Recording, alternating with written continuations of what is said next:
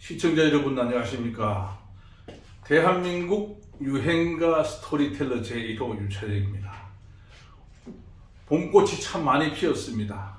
개나리도 피고 진달래도 피고 벚꽃, 매화가 활짝 피었습니다.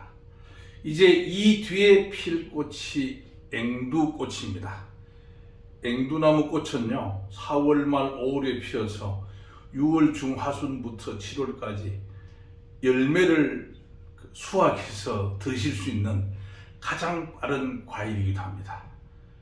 이 앵두나무는요 그 열매를 우리 조선 왕조 임금 중에서 세종대왕께서 가장 즐겨 드시던 과일입니다. 그래서 그 아들 문종 뒤에 이제 임금이 되죠. 그 세자 때 문종 임금이 경복궁 뜰에 이 앵두나무를 많이 심어서 아버지가 일찍 싱싱한 과일을 드실 수 있도록 했다고 해서 그 시대에 많은 사람들이 가정마다 앵두꽃을 심었다고 합니다. 이 앵두는 원산지가 티벳인데요. 우리나라 전국 방방곡곡에 다 장목이 되고 아주 튼실한 열매를 맺게 해주는 그런 꽃입니다. 오늘은 1956년도에 김정애 선생께서 불렀던 앵두나무 처녀 노래를 여러분들께 스토리텔링 해드리려고 합니다. 1956년은 6.25 전쟁이 휴전된 지 3년 차이던 시절입니다. 정말 많은 분들이 대한민국이라는 나라 이름과 자유민주주의 이념의 가치를 지키기 위해서 전사실종 되셨어요. 그래서 6.25 전쟁 중에 전사실종 되신 분들은 한 17만여 분, 그 다음에 그 혼란한 틈바구니 속에서 고아가 되신 분들은 10만여 분, 그 다음에 전사실종자의 미망인, 그 다음에 피난 생활을 통해서 또 홀로 되신 분들 미망인들 해서 20여만 분이 미망이 되셨어요.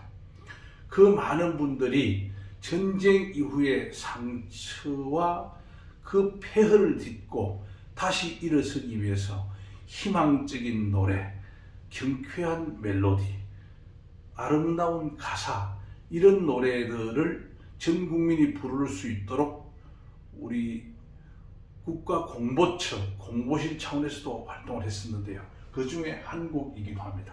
그런데 이 노래는 1, 2절을 보면은 아주 산업화 또는 재건을 위해서 생업의 터전을 많이 만들어주는 서울 또는 큰 도시로 향해 나가는 우리 여성분들의 상황을 읽었어요. 그래서 앵두나무 우물가에 동네 처녀 바람났네, 물동이 호미자로 나도 몰래 내던지고 서울로 갔다는 거죠. 그분들이 가시고 나니까 그분을 사랑하던 복돌이도 삼돌이도 그냥 혼자 남게 되죠. 복돌이가 삼돌이도 또 따라서 담보집을 사는 그런 사연의 노래가 이 노래입니다. 그래서 이 노래를 부를 당시에는요, 지금 KBS 전국 노래자랑처럼 노래자랑이 아주 흥행을 하던 그런 시절입니다. 의도적으로 노래자랑을 많이 실시했었죠. 그래서 그 시절에는 이 노래자랑을 유치하기 위해서 기관단체, 지방자치단체에서 이 공연단을 유치하기 위해서 노력을 많이 했다고 합니다. 그런데 그 시절에 대구에 있는 동촌 K2 비행장이지요. 그 비행장에서 이 전국 노래자랑단을 유치를 하게 됩니다. 그때에 이 노래자랑에 참여해서 입상하신 분이 바로 이 김정애 여사, 1935년 양주 출생 김정순이라는 분입니다. 이분은 그 비행장에서 전화 교환수를 했어요. 그래서 여보세요, 어디 몇 번을 연결해 주세요 했을 때에 연결해 주는 전화 교환수인데요. 그 전화 교환수를 하면서 참가해서 입상을 할 당시에 KBS 음악계장이 김창구 선생입니다. 이분께서 입상한 이 김정순 여사에게 가수를 해보지 않겠느냐 제안을 해서 그 데뷔곡이 앵두나무 처녀입니다. 이 노래는요, 천봉, 이분이 천봉이라고 이름이 있는데요. 천봉 이분의 본명은 천상률입니다. 부모님이 부산 자갈치 시장에서요, 얼음 장수를 하던 분이에요. 그런데 그 부모님 덕을 입어서 그 당시에 경찰관을 한참을 했었습니다. 경찰관을 할 때 이분은 부산에 악극단이나 극단 또는 공연단이 와서 공연을 할 때 맨 앞줄에 앉아서 앵콜, 재창 이런 다시 가수가 노래를 불러주기를 원하는 그러한 소리를 큰 소리로 아주 많이 지르던 분이에요. 그래서 이상하게 사람들이 생각했는데요. 사실은 그분은 경찰 신분이면서도 노래 잘하는 가수의 재창인 동시에 가사를 뺏겨 쓰기 위해서 재창을 했다고 합니다. 그래서 이분의 그 행동, 노래에 대한 열정과 이런 것을 높이 평가한 영남극장 사장께서 이분을 사업부장으로 스카웃을 합니다. 그래서 영업부장을 겸직하게 되죠. 그래서 공연단도 극장에 유치도 하고 영화 필름도 유치해서 영화 상영도 하는, 그래서 영남극장의 수입을 많이 올리게 해주는 그런 역할을 하게 됩니다. 그 이후에 본격적으로 가사를 쓰게 돼서 엽전열단양, 동백꽃 일기 이런 노래를 대히트를 치게 하는데요. 그렇게 하면서 이분은 부산 연예계의 대부처럼 활동을 하게 됩니다. 그 이후에 이 곡을 쓴 분은 한복남 선생인데요.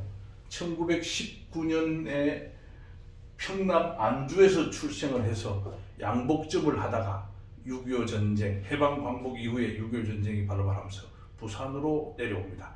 그래서 해방 광복 이후에 서울로 와서 양복점을 하지만은 6.25 전쟁으로 피난 와서 부산으로 피난하게 되죠.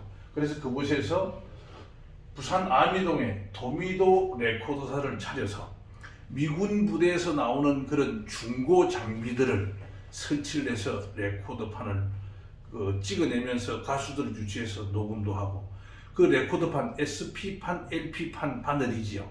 그 바늘을 큰 짐을 실 수 있는 자전거에 싣고 부산국제시장 자갈마당을 다니면서 바늘 장사를 했다고 합니다.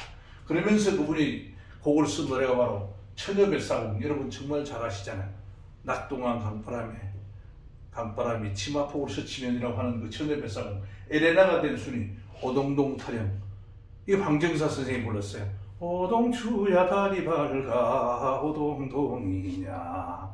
이 오동동은 마산 오동동이냐, 여수 오동도냐, 이런 논란도 많이 있었어요. 근데 마산 오동동입니다. 이 오동동 타령의 그 후속 술집들이 지금 마산에 가면 오동동 통술집 거리로 통술집이 지금 16곳이 있다고 해요. 그 노래의 본산지가, 그 술집의 본산이 바로 이 오동동 타령입니다. 여러분, 앵두나무 처녀 3절은 제가 한번 불러볼게요. 서울이란 요술쟁이 찾아갈 곳 못 되더라. 새빨간 그 입술에 웃음 파는 에레나야. 에레나, 앵두나무 우물가의 처녀가 호미자로 물동이를 버리니까 에레나가 됩니다. 에레나는 그 시절의 6.25 전쟁 이후에 가족들의 생계를 책임지기 위해서 술집이나 이런 음식점에 가서 접객 손님들의 어떤 시중을 드는 그런 일을 했던 분들입니다. 이분들이 바로 우리의 누이이고 어머니고, 어머니의 어머니 누이의 누이였죠. 자, 우물가의 처녀가 왕비가 된 사연도 있습니다. 후백제요. 그 태봉국의 임금이 궁예였습니다. 이 궁예의 육군 참모 총장이 왕건이지요. 군사라고 그랬어요. 그 왕건이 903년에서 914년 그 어간에 나주 지역으로 후백제 견원을 공격해 갑니다. 그때 금성산 아래에 진을 치고 있는데요. 멀리 상기설계 오색 무지개가 이렇게 떴어요. 그 무지개를 바라보고 참 좋은 일이 있나 보다 하고 열심히 말을 달려서 가니까 그곳에 우물가에 어떤 아가씨가 빨래를 하고 있는 겁니다. 그래서 열심히 달려갔기 때문에 목이 말라서 아가씨 물을 좀 얻어 마실 수 있겠습니까? 했더니 그 아가씨가 바가지에 물을 떠서 그 운물에 바가지에 버들잎을 하나 띄워서 이렇게 내밀었어요. 그래서 이 버들잎을 왜 띄워줍니까? 라고 했더니 멀리 달려오신 분이 갑자기 물을 마시다가 취할까봐 후 불고 숨을 고르고 드시라고 띄워줬습니다. 라고 얘기했어요. 여기에 감동한 왕건은 그분을 모시고 개성으로 돌아갑니다. 그래서 결혼해서 그 낳은 아들이 고려 왕건 이후에 고려죠. 고려 왕건 후에 대를 이은 둘째 왕 해종입니다. 그 나주 우물트가 완사천 우물트예요. 나주 오씨 오다련 선생의 딸이었습니다. 그래서 나주 오씨 우물가의 처녀는 바가지에 나그네죠. 사실은 나그네에게 버들잎을 띄워줘서 왕비가 되고, 또 그 6.25 전쟁이 끝난 그 시절에는 서울로 가족들의 생계를 위해서 돈을 벌러 갔다가 정상적으로 취업이 되신 분들은 또 취업 일을 하고, 그렇지 않은 분은 에레나가 되었죠. 그래서 오늘 여러분 앵두나무 처녀 이 노래를 해설해 드리면서 이 앵두나무 처녀 봄꽃을 만끽하면서 이 노래를 들어보시기를 권장해 드립니다. 감사합니다.